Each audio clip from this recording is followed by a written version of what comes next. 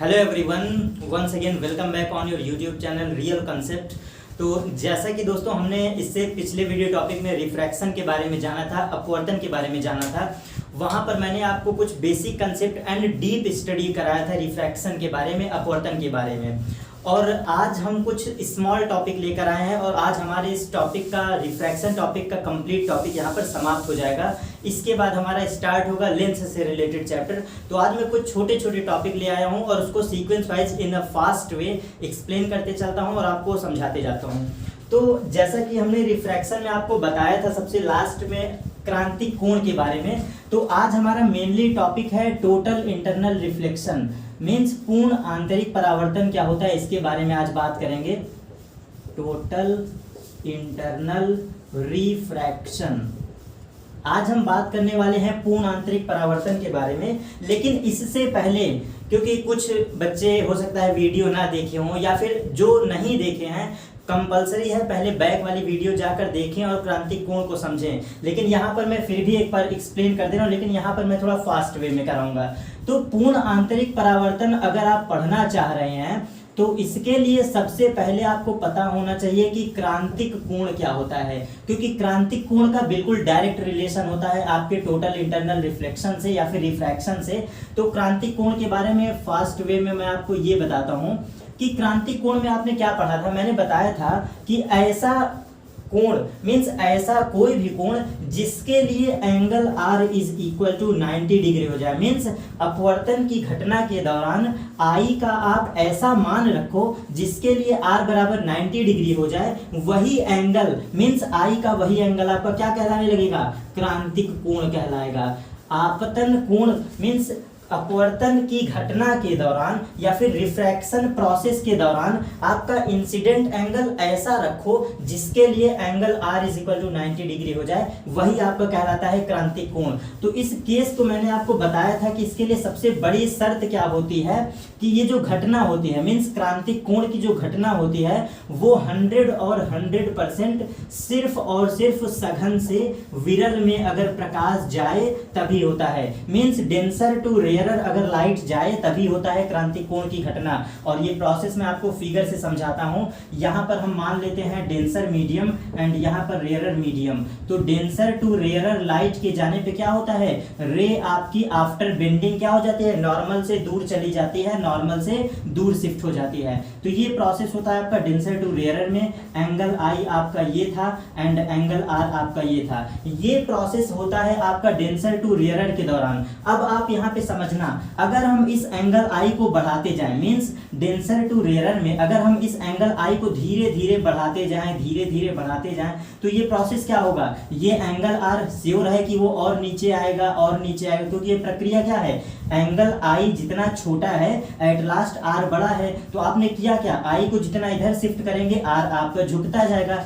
एक शर्त ऐसी आएगी, एक कंडीशन ऐसी आएगी कि किसी न किसी I के लिए मींस ये जो I आप इंक्रीज कर रहे हो, इस I के लिए क्या हो जाएगा, जो एंगल R है ये एंगल R आपका क्या हो जाएगा 90 डिग्री। मींस रेज तो आपकी ये जाएंगी लेकिन रिफ्रैक्शन के दौरान ये क्या हो जाएंगी, कुछ ऐसे चली जाएंगी, मींस लिमिटिंग लाइन पर चली जाएंगी। तो वहां पर R is equal to 90 degree. यही केस होता था आपका क्रांतिक कोण का, यही केस आपका होता है क्रांतिक कोण का। और ध्यान दीजिए, जो I आपने रखा है जिसके लिए R 90 हो गया है, यही एंगल I आपका कहलाता है क्रिटिकल एंगल। और अब मैं यहाँ पे एक सेकंड में आपको टोटल इंटरनल रिफ्लेक्शन की घटना समझाने वाला हूँ। अब आप मुझे बताओ, इस कंडीशन पे आपने क्रांतिक कोण को समझ लिया, क्रिटिकल एंगल को समझ लिया, अगर हम थोड़ा सा भी अब नाउ इन दिस केस अगर हम I को थोड़ा सा भी इंक्रीज करते हैं मींस रत्ती भर भी अगर हम इसको बढ़ाते हैं तो 100% है कि ये रेज कहाँ चली जाएगी, तुरंत अपने इसी मीडियम में वापस चली आएगी। तो हमारा टोटल इंटरनल रिफ्रैक्शन यही कहता है कि रेज जिस मीडियम से जाए उसी मीडियम में वापस लौट आए, वही प्रक्रिया आपकी कहलाती है टोटल इंटरनल रिफ्रैक्शन। लेकिन यहाँ पर भी केस क्या होता है, यहाँ पर भी केस सबसे बड़ा होता है कि रेज हमेशा सघन से विरल में जाना चाहिए, मीन्स डेंसर टू रेयरर ही रेज को जाना पड़ेगा। तो अब समझ लीजिएगा, इसके लिए एक लाइन में शर्त बस यही है कि रेज को डेंसर टू रेयरर जाना चाहिए और एंगल आई अगर ग्रेटर देन हो जाए क्रिटिकल एंगल के, तो यही शर्त होता है क्रांतिक कोण का शर्त। तो अब यहाँ पे क्या कहेंगे, आपतन कोण मीन्स अपवर्तन की घटना के दौरान आपतन कोण का वह मान जो क्रांतिक कोण से बड़ा होता है, यही प्रक्रिया, यही शर्त आपका क्या कहलाती है, पूर्ण आंतरिक परावर्तन की प्रक्रिया कहलाती है। इन शॉर्ट आप कह सकते हैं कि रेज जिस माध्यम में जाए उसी माध्यम में अपवर्तित होकर वापस लौट आए, ये घटना कहलाती है पूर्ण आंतरिक परावर्तन। तो यहाँ पर मैंने क्रांतिक कोण आपको दोबारा एक्सप्लेन किया है। क्रांतिक कोण का बस सीधा सा शर्त है, अगर आपने आई को जस्ट बड़ा कर दिया क्रिटिकल एंगल से, तो ये केस हो गया पूर्ण आंतरिक परावर्तन का केस। और यहाँ पे क्रांतिक कोण का रिलेशन क्या है मैंने आपको एक्सप्लेन कर दिया, क्रांतिक कोण के बारे में भी बताया। और पूर्ण आंतरिक कोण मीन्स पूर्ण आंतरिक परावर्तन आपको बस इतना ही कहता है कि आप एंगल आई को जस्ट इंक्रीज कर दो किससे, क्रिटिकल एंगल से, वही एंगल या वही शर्त आपकी पूर्ण आंतरिक परावर्तन की घटना कहलाएगी, पूर्ण आंतरिक परावर्तन की घटना कहलाएगी। और इसका सीधा सा मतलब आप क्या कह सकते हैं, रेज जिस मीडियम में जाए उसी मीडियम में वापस लौट आए, उस घटना को कहते हैं टोटल इंटरनल रिफ्रैक्शन। अब हम इसके बाद डिस्कस करते हैं, आपका एक छोटा सा टॉपिक है, वो टॉपिक ये कहता है कि अगर हम कोई ऑब्जेक्ट को मीन्स किसी ऑब्जेक्ट को अगर हम पानी में रख दें, मीन्स किसी बाल्टी में आपने पानी को रखा और वहां पर होता क्या है कि कोई भी ऑब्जेक्ट आप रखते हो तो आपको वो कैसी दिखाई देती है, थोड़ा सा आभासी रूप से उठी हुई दिखाई देती है। मीन्स ये कंसेप्ट है आपका relation between real depth and virtual depth, means वास्तविक गहराई और आभासी गहराई में क्या संबंध होता है, ये कंसेप्ट है आपका मेनली। और ये कंसेप्ट सिर्फ और सिर्फ अपवर्तन की घटना के दौरान हमें देखने को मिलता है और इसके लिए भी शर्त होता है। मीन्स ये जो मैं केस आपको पढ़ाने जा रहा हूँ ये बिल्कुल हर जगह सेम होता है, कोई इसके लिए रूल अलग नहीं वर्क करता है। तो यहाँ पर अपवर्तन की घटना होती है और ये केस क्या कहता है कि किसी ऑब्जेक्ट को मीन्स किसी भी ऑब्जेक्ट को, ऐसा मान लो कोई सिक्का मान लो या कोई आप कोई भी वस्तु ले लो, मैं एक सिक्का रख ले रहा हूँ, तो फॉर एग्जाम्पल हम उस सिक्के को जब पानी में डुबाते हैं, इस पानी में जब हम गिरा देते हैं, तो एक्चुअल में क्या होता है, एक्चुअल में तो बिल्कुल श्योर है कि ये जो ऑब्जेक्ट है आपकी जाके तली में बैठेगी, मीन्स रियल में तो श्योर है बिल्कुल कि ये जाकर तली में बैठेगी। लेकिन जब हमारी आंखें ऊपर से देखती हैं, मीन्स आपकी आंखें जब ऊपर से देखती हैं, मीन्स ये हमारी आईज हैं, जब ये ऊपर से देखती हैं तो आपको क्या दिखाई देता है, ये जो ऑब्जेक्ट है ये थोड़ा सा उठा हुआ दिखाई देता है, थोड़ा सा उठा हुआ ऊपर की तरफ। इसी हाइट को जो आपको दिखाई देता है आभासी रूप से उठा हुआ, वर्चुअल तरीके से उठा हुआ, इसी डिस्टेंस, इसी कंसेप्ट को हम क्या कहते हैं, relation between real height and virtual height, यही रिलेशन होता है। और इस रिलेशन को हम पढ़ते क्या है, ये शर्त होता है जब हम ऑब्जेक्ट को मीन्स जब हम ऑब्जेक्ट को कहां पर रखें, डेंसर मीडियम में रखें, मीन्स ऑब्जेक्ट हमारा रखा हो कहां पर, डेंसर मीडियम में, और हमारी आंखें कहां से देख रही हों, हमारी जो आईज हैं वो देख रही हों रेयरर मीडियम से। ये आपके सिलेबस का पार्ट है, बाकी इसके कंसेप्ट और भी दूसरे टाइप के हैं और भी हायर स्टैंडर्ड पर हैं, लेकिन आपको बस आपके सिलेबस में ये कंसेप्ट है, मुझे ये बताना है कि जब ऑब्जेक्ट डेंसर में हो और आपकी आईज रेयरर में हो, ये आपका सिलेबस है। तो यहाँ पर रिलेशन हम पढ़ते हैं कि जो अपवर्तनांक होता है, मीन्स इस किसी भी मीडियम का, जैसे फॉर एग्जांपल ये कोई मीडियम है, ये कोई माध्यम है, तो इस मीडियम में और रियल एंड वर्चुअल हाइट में एक रिलेशन होता है, वो ये कहता है कि n अपवर्तनांक बराबर होता है आपके वर्चुअल हाइट, मीन्स जो आभासी गहराई होती है, ये आभासी गहराई और उसकी वास्तविक गहराई का अनुपात होता है, ये आपका रिफ्रैक्टिव इंडेक्स, मीन्स ये जो रिफ्रैक्टिव इंडेक्स होता है आपका, ये रेशियो होता है आपका आभासी गहराई, मीन्स आप जब ऊपर से देखते हो तो उसकी वर्चुअल डेप्थ क्या है एंड वास्तविक गहराई वो रियल में कितनी हाइट पर है, ये आपका कहलाता है relation between refractive index and height, ये आपका संबंध होता है। तो हम इसको क्या कहते हैं कि जो अपवर्तनांक होता है, मीन्स जो डेंसर मीडियम का अपवर्तनांक होता है, वो इस शर्त में बिल्कुल रिलेशन रखता है रियल डेप्थ, मीन्स जो वास्तविक गहराई है, मीन्स ये जो एक्चुअल लेंथ है, ये ओवरऑल तो एक्चुअल लेंथ है। इस एक्चुअल लेंथ को अगर हम फॉर एग्जांपल h मान लेते हैं, ये लेंथ h हो गया आपका कैपिटल H, और आभासी गहराई आपको कितना आभास हो रहा है, तो आपको आभास हो रहा है ये गहराई, तो h अपॉन स्मॉल h बराबर n हम पढ़ते हैं। यही रिलेशन बस आपको याद रखना है, क्योंकि यहाँ पर बिल्कुल सिंपल सा एक कंसेप्ट आपसे पूछता है कि अगर हम किसी ऑब्जेक्ट को मीन्स ANW बराबर, इस रिलेशन को याद रखिएगा, real depth upon virtual depth, ये कंसेप्ट बस याद रखिएगा। इस NW को मैंने आपको बताया था, इस NW का मतलब बिल्कुल सीधा होता है कि ये अपवर्तनांक किसका है, ये वाटर का अपवर्तनांक है, ये जल का अपवर्तनांक है। और कोई भी अपवर्तनांक आपको गिवन होता है वो with respect to air given होता है, means with respect to air given होता है। तो ये फॉर्मूला बस आप याद रखिएगा, अपवर्तनांक बराबर होता है वास्तविक गहराई बटे आभासी गहराई। और ये होता क्या है, किसी वस्तु का आभासी रूप से कितना हुआ उठा होना, मीन्स कितना वो ऊंचाई उठी हुई है, इसी को कहते हैं आपका ये कंप्लीट कंसेप्ट। और ये रिलेशन होता है आपका रिफ्रैक्टिव इंडेक्स एंड हाइट में। तो इस रिलेशन को याद रखिएगा, यहाँ से बिल्कुल सीधा सा कंसेप्ट बनता है। तो ANW बराबर ये होता है, और डायरेक्टली आपसे किसी मीडियम, किसी भी मीडियम में पूछे तो आप इसको यूज कर सकते हो, n बराबर real height upon virtual height. तो ये छोटा सा कंसेप्ट था आपके सिलेबस का। अब हम इसके बाद डिस्कस करते हैं आपका एक फास्ट रिवीजन, एक क्विक रिवीजन। अब हम आपको बताने वाले हैं थोड़ा सा प्रिज्म के बारे में, मीन्स अब हम इसके बाद टॉपिक, मैंने आपको क्रिटिकल एंगल एक्सप्लेन कर दिया है और आपको टोटल इंटरनल रिफ्लेक्शन समझा दिया है। अब हम चलते हैं न्यू कंसेप्ट पर, प्रिज्म के बारे में बात करने कि क्या होता है प्रिज्म, इसके बारे में स्टार्ट करेंगे। एंड उसके बाद फिर हम थोड़ा सा जानेंगे कि क्या होता है deviation in prism, means angle of deviation क्या होता है, इसके बारे में बात करेंगे। प्रिज्म में क्या होता है आपका रेज का बिखरना, मीन्स स्कैटरिंग, कुछ छोटी छोटी बातें इसमें बात करेंगे।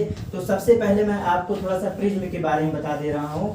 तो आपका जो प्रिज्म होता है, मीन्स ये प्रिज्म क्या होता है, प्रिज्म हमारा एक ऐसा शेप होता है, एक ऐसी आकृति होती है जो क्या होती है, इंटरनली रूप से एक समांग पदार्थ का बना होता है, मीन्स उसमें homogeneous system, means homogeneous medium उसके अंदर भरे होते हैं, और साथ में ये कैसा होता है, ट्रांसपेरेंट मीडियम होता है। तो कोई ऐसा मीडियम या फिर कोई ऐसा पदार्थ जो अंदर से इंटरनली कैसा हो, समांग हो, साथ ही पारदर्शी हो। और इसके बाद एक चीज और है कि वो शेप में कैसा होना चाहिए, उसकी जो दो सतह है, मीन्स उसका जो दो सतह है, कोई भी दो सतह, मीन्स उसकी जो दो सतह हैं वो कुछ ना कुछ एंगल पर घिरी हुई हों, मीन्स ये दो सतह जो हैं आपस में कुछ एंगल पर घिरी हुई हों। इस आकृति को ही हम प्रिज्म कहते हैं, जहां पर तीन बातें हों, क्या क्या हों, अंदर समांग माध्यम होना चाहिए, मीन्स होमोजीनियस सिस्टम इसके अंदर होना चाहिए, समांग माध्यम होना चाहिए,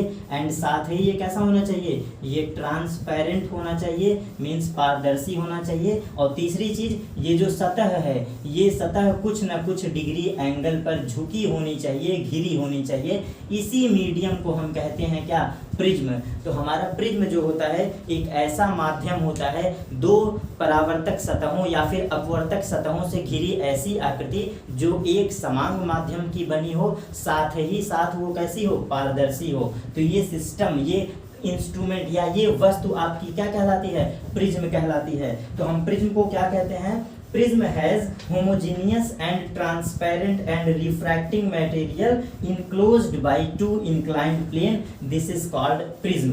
In English आप इसको क्या कह सकते हो, in short मैं आपको बताता हूँ, टू रिफ्लेक्टिंग सरफेस होना चाहिए, और ये कैसा होना चाहिए, इनक्लोज होना चाहिए एट सम एंगल, और साथ ही साथ होमोजीनियस होना चाहिए, ट्रांसपेरेंट होना चाहिए, और ये सिस्टम क्या होना चाहिए, और आपका ये कुछ न कुछ एंगल पर घिरा होना चाहिए। इसी शेप को हम कहते हैं प्रिज्म। प्रिज्म। यहाँ पे आपके अंदर एक कंफ्यूजन होती है, मैं उस कंफ्यूजन को भी दूर कर देता हूँ। बहुत लोग ये समझते हैं कि ये सिर्फ और सिर्फ समबाहु होता है। समबाहु मतलब कि इसकी सारी भुजाएं कैसी होती हैं, समान होती हैं, मीन्स इक्विटोरियल। इक्विटोरियल आपको नहीं पढ़ना है।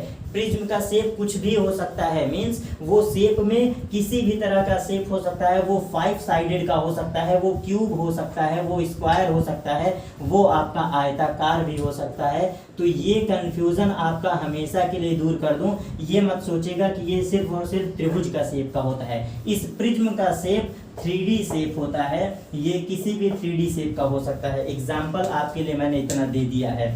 तो प्रिज्म आपका क्या होता है, प्रिज्म दो ऐसी आकृति जो कैसी हो, अपवर्तक सतह का कार्य करें, साथ ही साथ उनका घिरा हुआ जो एरिया है, इंटरनल स्ट्रक्चर या फिर इंटरनल मीडियम कैसा होना चाहिए, पारदर्शी होना चाहिए। साथ में एक समांग माध्यम होना चाहिए, मीन्स मीडियम के पार्टिकल एक समांग होने चाहिए। तो ये प्रिज्म आपका कहलाता है। और प्रिज्म का ये जो घिरा हुआ एंगल होता है, मीन्स प्रिज्म के किसी भी दो परावर्तक सतह या फिर अपवर्तक सतह के बीच का जो कोण होता है, यही होता है आपका एंगल ऑफ प्रिज्म। मीन्स ये प्रिज्म का कोण होता है, जिसे हम क्या कहते हैं, एंगल ऑफ प्रिज्म कहते हैं।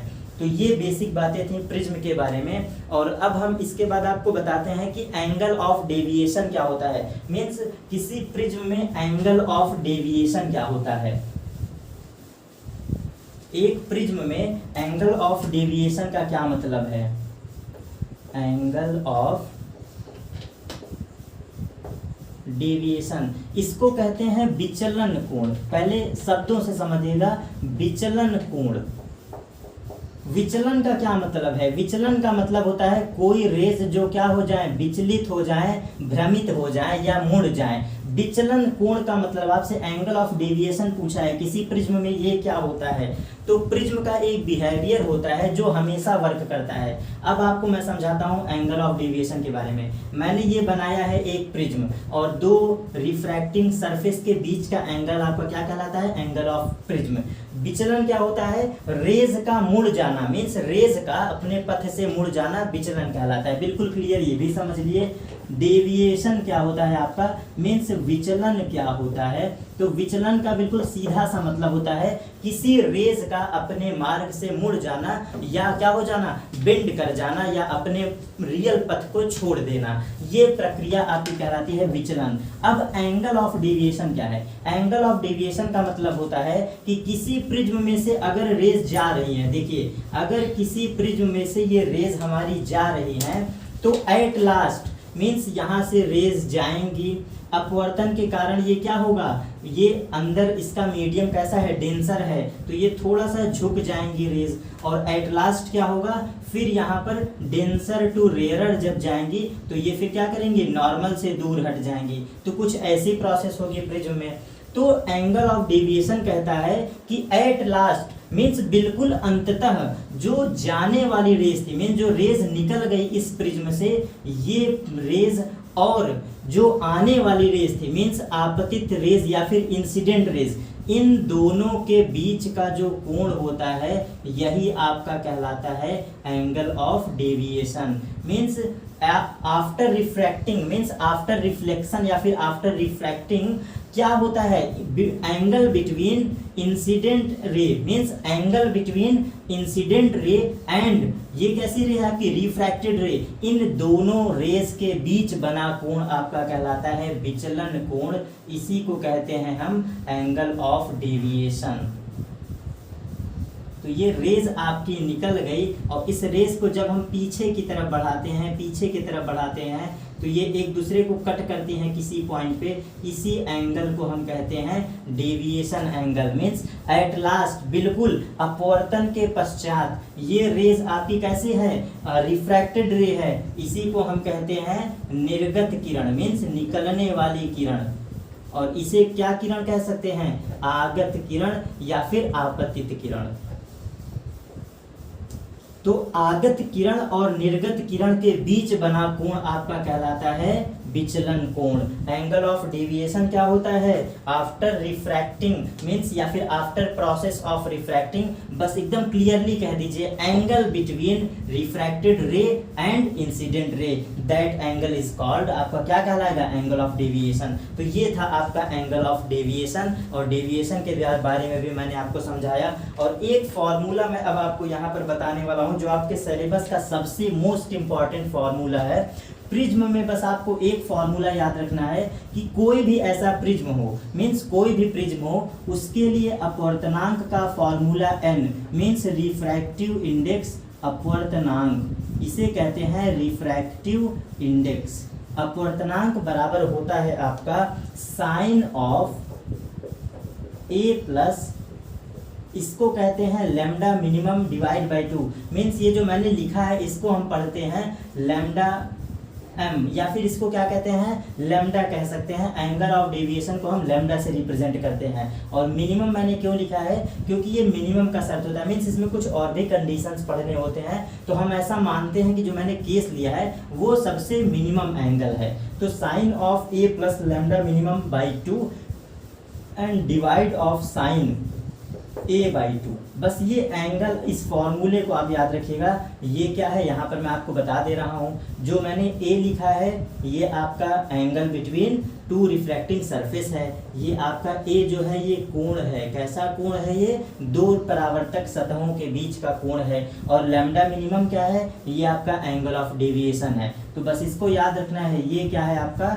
एंगल ऑफ डेविएशन मीन्स विचलन का कोण है। ये दो वैल्यूज आपको गिवन होंगी और आपको यहाँ पर n का मान पता चल जाएगा, या फिर कोई n दे देगा तो आपसे लैम्डा मिनिमम पूछ लेगा या a पूछेगा, तो इनमें से क्या होगा? कोई 2 देगा, कोई 1 पूछ लेगा। अब यहाँ पर मैं आपको एक सबसे मतलब न्यू कंसेप्ट आपको यहाँ पर बता देता हूँ। आई होप आप पढ़े भी होंगे, नहीं पढ़े होंगे आई होप यहाँ से आपके क्वेश्चन भी आ सकते हैं। तो वो न्यू कंसेप्ट बस आपको मैं इन शॉर्ट समझा दे रहा हूँ।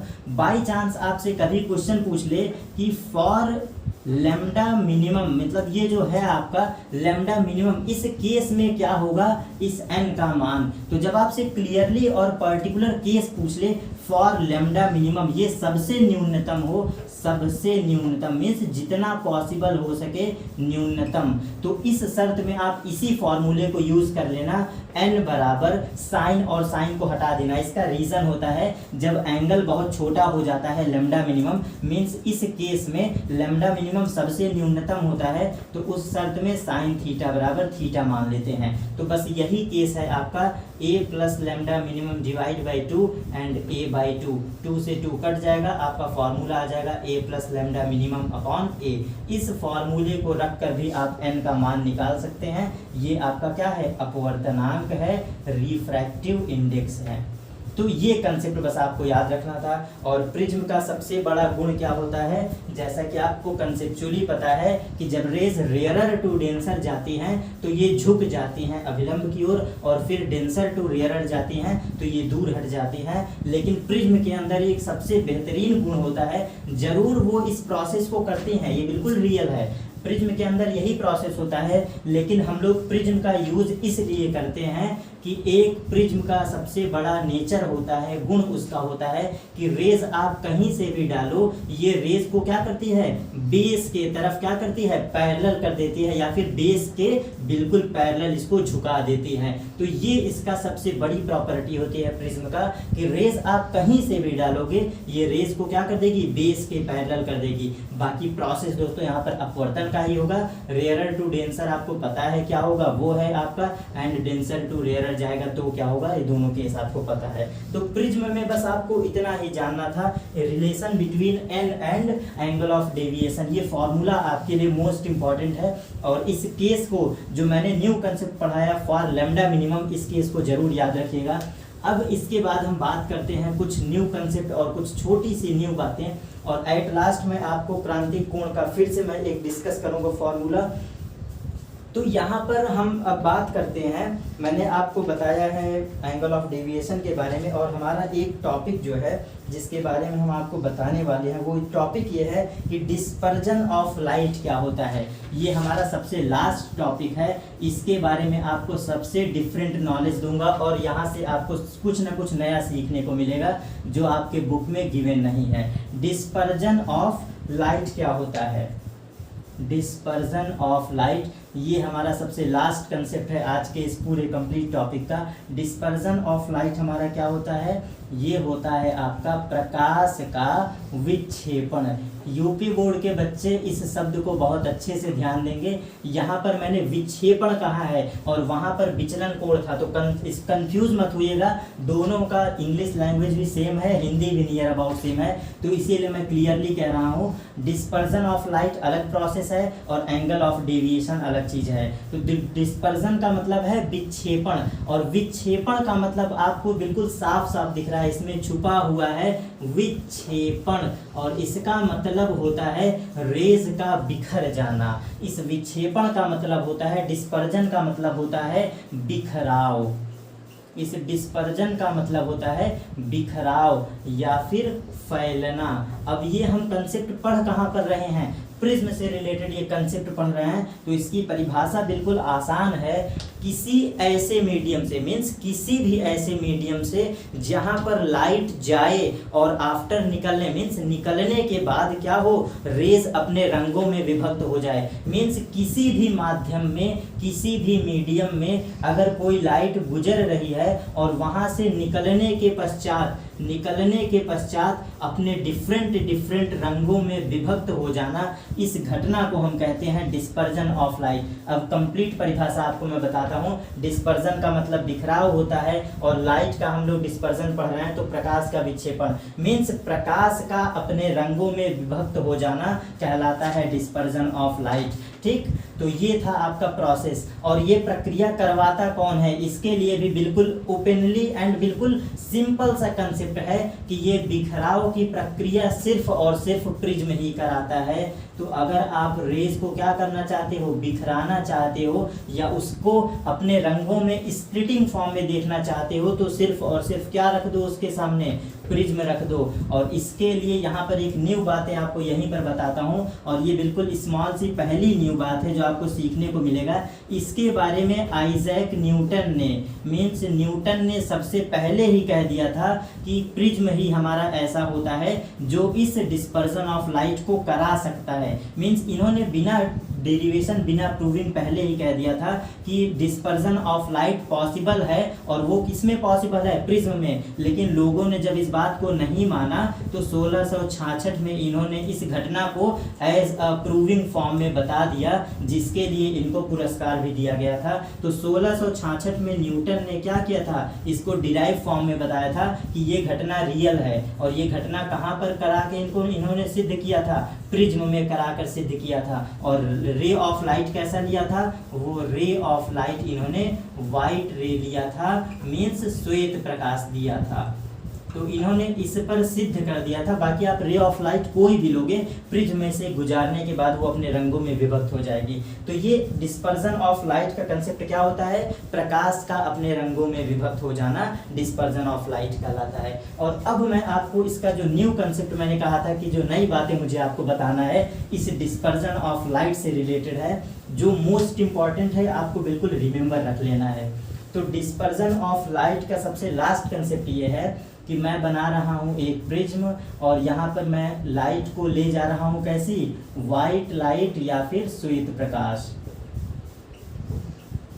और जब श्वेत प्रकाश हमारी गुजरती है किसी प्रिज्म से, तो ये अपने 7 रंगों में विभक्त हो जाती है, जिसे हम कहते हैं रेड से स्टार्ट होता है, वॉयलेट पर ख़त्म होता है। मीन्स सबसे नीचे आपका वॉयलेट कलर होता है और सबसे टॉप पर होता है रेड कलर, जिसे आप जानते हैं विबग्योर का फॉर्म, मीन्स VIBGYOR। ये आपका ऑर्डर होता है, और इस ऑर्डर में भी आपको बता दे रहा हूँ, वॉयलेट का मतलब बैंगनी होता है, एंड इंडिगो का मतलब होता है आपका आसमानी, और इसको एक अलग इसको आसमानी कलर भी कहते हैं, इंडिगो को। और इसका एक हिंदी बहुत खतरनाक है, वो मैं नहीं जानता हूँ, डिफरेंट एक लैंग्वेज और भी कहते हैं, इसको इंडिगो कहते हैं इन इंग्लिश। एंड ब्लू को हम लोग नीला भी कहते हैं, green colour, yellow colour, orange and red colour, ये आपके विबग्योर होते हैं। यहाँ पर आपको मैं सिखाने वाला कंसेप्ट ये बताने वाला हूँ कि जो यहाँ पर कुछ ऑर्डर होते हैं, जो आपसे क्वेश्चन बिल्कुल डायरेक्टली पूछते हैं, वो क्वेश्चन कैसे पुटअप करते हैं मैं उसको लिख के आपको बता रहा हूँ। वेवलेंथ का order, wavelength, W for wavelength, जिसे हम तरंगदैर्घ्य कहते हैं। तो इस कंसेप्ट को याद रखिएगा। अगर आपसे वेवलेंथ का ऑर्डर पूछे तो रेड का जो वेवलेंथ होता है वो सबसे मैक्सिमम, मीन्स यही ऑर्डर आपको मैं बता दे रहा हूँ, रेड का सबसे मैक्सिमम होता है। मीन्स अगर मैं मैक्सिमम लिख दे रहा हूँ तो आप समझ जाइएगा। तरंगदैर्घ्य का ऑर्डर मीन्स एंगल ऑफ, ये सॉरी दोस्तों, डिस्पर्जन के दौरान जो आपका तरंगदैर्घ्य होता है ये सबसे मैक्सिमम होता है रेड का और सबसे मिनिमम होता है वॉयलेट का। तो ये आपको पहला कंसेप्ट मैंने दिया, ये आपको रिमेंबर रखना है। तरंगदैर्घ्य किसका सबसे ज़्यादा होता है? रेड का। एंड मिनिमम किसका होता है तरंगदैर्घ्य? वॉयलेट का। एंड उसके बाद वेलोसिटी आपसे पूछे, लेकिन यहाँ पर क्लियरली मेरी बातों को सुनिएगा। अगर आपसे प्रिज्म की घटना के दौरान मीन्स प्रिज्म में पूछे कि विबग्योर में से किसकी वेलोसिटी ज़्यादा होती है, मीन्स आर से शुरू करें और विबग्योर पे ख़त्म हो, और यहाँ पर आपसे वेलोसिटी पूछे मीन्स स्पीड के बारे में या वेलोसिटी या फिर वेग के बारे में बात करें, तो आपको बताना क्या है?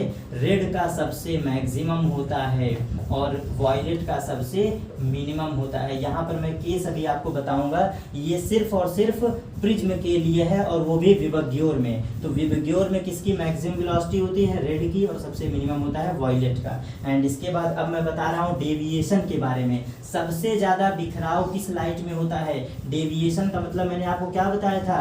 बिखराव। और बिखराव के कैसा बिखराव था? एंगल बिटवीन, आपका क्या था? बस उसी चीज़ को, angle between incident and refraction. तो ये दोनों के बीच बिखराव क्या होता है? डेविएशन।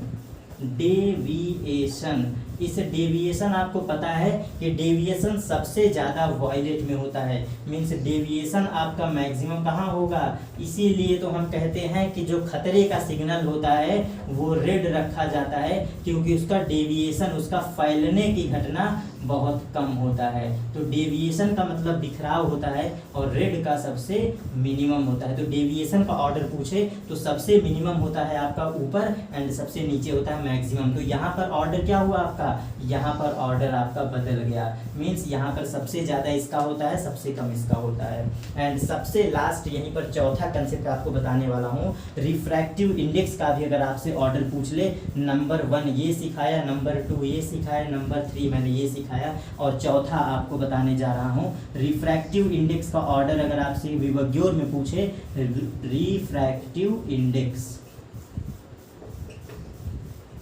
अपवर्तनांक का अगर आपसे ऑर्डर पूछे तो अपवर्तनांक का ऑर्डर क्या होता है? सबसे मिनिमम होता है आपका रेड में। मीन्स रेड का अपवर्तनांक सबसे मिनिमम और वॉयलेट का आपका होता है सबसे मैक्सिमम। तो यहाँ पे बस दो बातें आपको याद रखनी थी, डिस्पर्जन, ये डेविएशन एंड रिफ्रैक्टिव इंडेक्स में क्या होता है? उल्टा हो जाता है, वॉयलेट का सबसे मैक्सिमम है एंड रेड का सबसे मिनिमम है। बस ये 4 बातें आपको याद रखना। तो जो सबसे मोस्ट इंपॉर्टेंट कंसेप्ट है, यहाँ पर आपसे क्वेश्चन पूछा जा सकता है। और इसके बाद एक लास्ट टॉपिक है जो बिल्कुल सिंपल है, यहाँ पर मुझे अब लिखना कुछ भी नहीं है, सिर्फ आपको आसान शब्दों में मैं बोलकर बता दे रहा हूँ। यहाँ पर मैं रंगों के बारे में बात करने वाला हूँ। अब लास्ट टॉपिक में है मेरा कि किसी भी बॉडी, किसी भी ऑब्जेक्ट के अंदर रंग क्यों पाया जाता है। मीन्स कैसे हमारी आंखें देख के बता देती हैं कि कौन से ऑब्जेक्ट के अंदर, कौन से वस्तु के अंदर कौन सा कलर है। तो हम बात करने वाले हैं छोटे से कंसेप्ट कलर के बारे में, रंग के बारे में। तो यहाँ पर मैं आपको बताता हूँ कि किसी भी ऑब्जेक्ट के अंदर रंग तभी हम देख पाते हैं, मीन्स हो क्या, कोई भी ऑब्जेक्ट है, हमें कोई चीज़ दिखाई तभी देती है जब परावर्तन की प्रोसेस हो। मैंने आपको लाइट में बहुत अच्छे से बताया था, जब परावर्तन की घटना घटित होती है और ये परावर्तित रेज हमारी कहाँ पर पड़े, आँखों पर पड़े, तभी हमें चीज़ें दिखाई देती हैं। तो जाहिर सी बात है कि देखने के लिए परावर्तन का सबसे बड़ा रोल है। तो अब हम चाहते हैं कि हमें कोई चीज़ क्यों किसी रंग में दिखाई देती है, मीन्स किसी रंग में कोई वस्तु क्यों दिखाई देती है। तो यहाँ पर वजह ये है कि क्या होता है, रे ऑफ लाइट आपकी आई, मीन्स कहीं से प्रकाश आपकी आ रही हो और इसने जो रंग एब्जॉर्ब कर लिया, मीन्स रंग को जानने में दो प्रक्रिया होती है। एक होती है आपकी अवशोषण और दूसरा होता है आपका उत्सर्जन।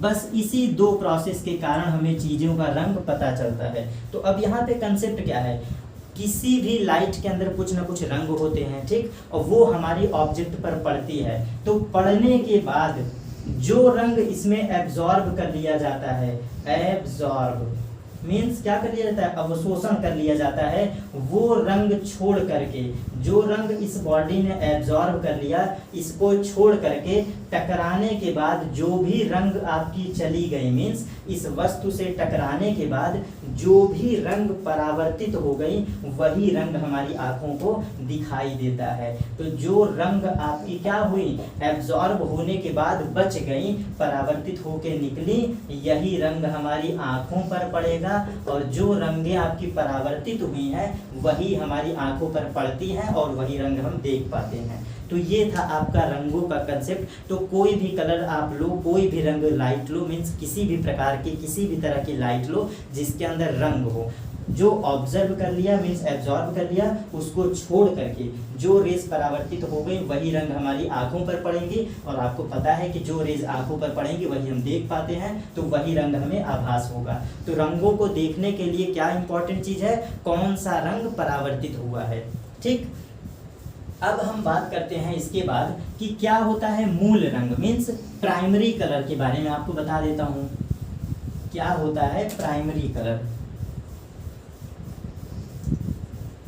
प्राइमरी कलर, प्राइमरी कलर आपका क्या कहलाता है। तो प्राइमरी कलर के बारे में आपको बता दे रहा हूँ कि प्राइमरी का मतलब प्राथमिक रंग होते हैं ऐसे रंग जिनको किसी और से मिलाकर नहीं बनाया जा सकता है, मीन्स ऐसे रंग जो खुद में बिल्कुल यूनिक हैं, उसको आप कहीं से मिलाकर कहीं से ले आकर नहीं बना सकते, वो रेज आपकी प्राइमरी कलर या प्राथमिक रंग कहलाते हैं। ये प्राथमिक रंग आपके क्या क्या होते हैं, लाल होते हैं, हरे और नीले होते हैं।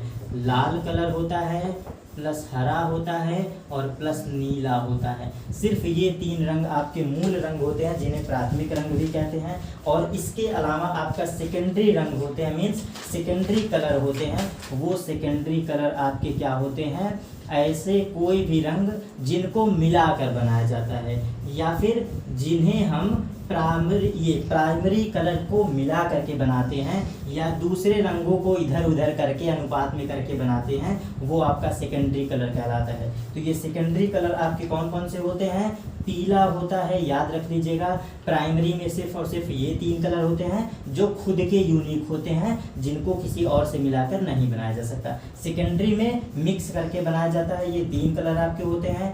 पीला होता है, एक हम कहते हैं मैजेंटा, इस मैजेंटा कलर का ही नाम होता है आपका बैंगनी। तो यहाँ पर नाम में कंफ्यूज करने के लिए दो नाम गिवन है, मैजेंटा मीन्स बैंगनी और सियान कलर। सियान कलर का मतलब होता है नीला कलर, जिसे हम ब्लू कलर कहते हैं। तो पीला आपका कैसे बनता है, रेड प्लस ग्रीन को करने से, मीन्स रेड और ग्रीन को मिला देने से पीला बन जाता है। और ब्लू आपका कैसे बनता है, रेड प्लस ब्लू, लाल और ब्लू को मिलाने से मैजेंटा या बैंगनी बनता है। और नीला कैसे आपका बनता है, ब्लू प्लस ग्रीन कर देने से ये भी कलर आपका बन जाता है। तो ये था दोस्तों आपका कलर से रिलेटेड फैक्चुअल बातें। इतनी बातें आपको जानना था।